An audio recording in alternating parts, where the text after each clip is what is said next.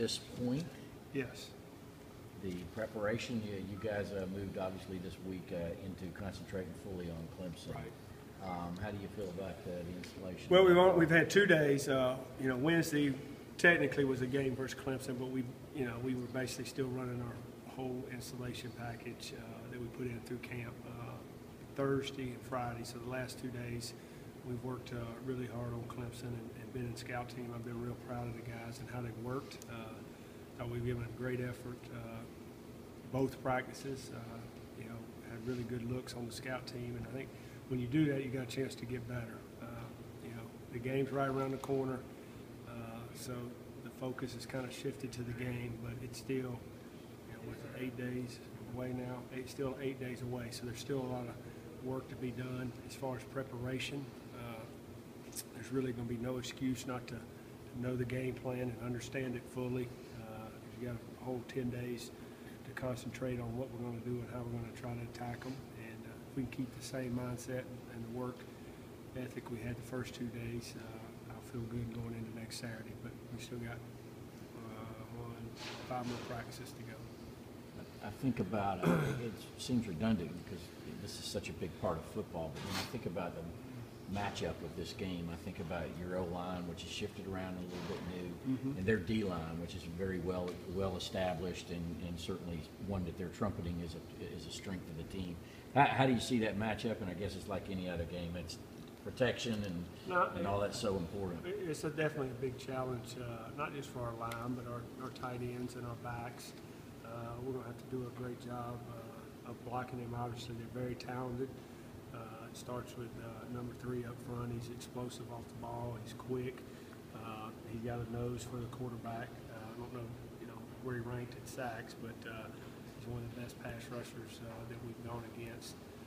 But it's going to come down to trusting the techniques that we've got going in this game and doing your job fundamentally and being in great shape.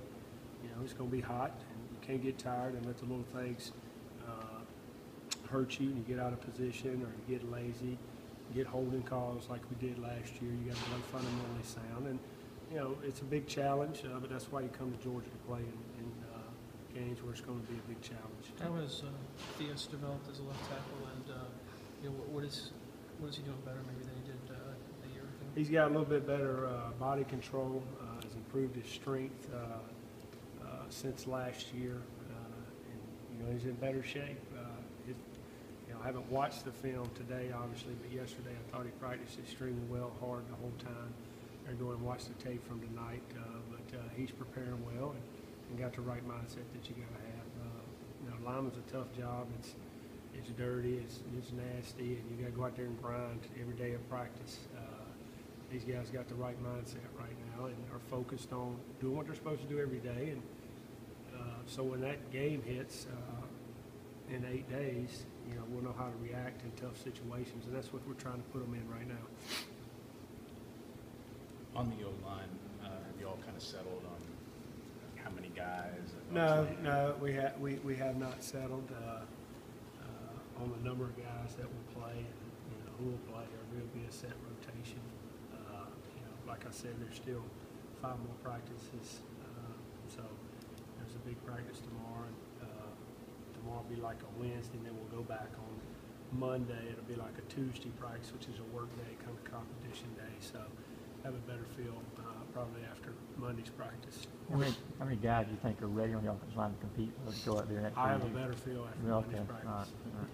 But I heard BMAC on 680 The Fan this morning, and he said that all 5 running, he plans on playing all 5 running backs. Now he didn't get into details as to how he's going to rotate them or whatever, but I assume that meshes with you. I mean, is it possible to get carries for all those guys, or will the game dictate what happens? The game will dictate touches and plays, and that's really in any skill position. But we'll. I think all 5 are doing well, but again, kind of what I said about the offensive linemen, we'll know more after Monday's practice about who we feel comfortable to really go in the game and get reps and get touches. There's no discussion at this point of trying to save anybody and any of that kind of thing. No, See if you can get all, away all, with no. red no, shirt and all no, that kind all of stuff. five are on special teams, and all five will play. Is it good to, Offensive snaps, that's still to be determined. when it comes to touches from running backs, is it good to go in with a plan knowing that you may have to deviate from it based on the game or? Oh, you know, you have an idea really on, if you feel like, this is me personally, if you feel like you have a difference maker as a skill guy, not necessarily a running back, and a running back is a skill guy, that you want to try to get that guy that you feel like that can make a difference in a game, as many touches where he can make an impact. You feel like some of your skill guys are just, you know, guys, and then they might get a touch just based on what the defense does. So, you know, we'll have certain things planned for certain guys where we're going to get them X number of touches, but we're not going to get into who on the game plan has a, you know, so to speak, touch package where they get to touch the ball. I know you had a lot to do with Jeremy coming here, and you knew him before he got here and all that kind of. What kind of? And obviously, his impact is extended beyond, you know, just what's going on defense. Kind of some practice structure and stuff like. What do you think his impact will be? You know, going into this first game and going into this first season with Georgia. Well, you know, the number one thing I think he's going to bring effort, playing hard every snap, leaving it out on the field, just on the defensive side of the ball. Not to say that didn't happen last year or last when Coach Todd was here. I'm just saying that's his mentality. That's what he preaches: effort, technique, you know, hustling, laying it on the line every snap. And, you hear it constantly, and you see those guys doing that out there. And you know, that's what you got to have to play great defense. You know, and build an attitude and a belief on that side of the ball. You know, I say it all the time. Guys got to believe, you know, in what you're doing, and they got to believe in themselves and getting that confidence up. And I believe those guys are starting to get it. And then just overall, you know, we've obviously changed some of the practice structure. Y'all don't get to see all of it, but you know, the number one thing I think that's going to help us is the development of depth. You know, where before some guys might not have got as many reps, and they have to learn by watching and film study, and maybe get 2 or 3 reps here. I mean, guys are getting reps all over the place, and you're able to develop guys at a faster rate. Just for example, my position, Jacob Mark, I think his development has been tremendous, you know, because of the amount of work he's gotten to get on the other field, live reps, live action, you know, seeing himself do it on film. Those young backs, you know, we're out there one spotting things, and 5 backs are trying to get reps. They're not going to be able to feel it and see it.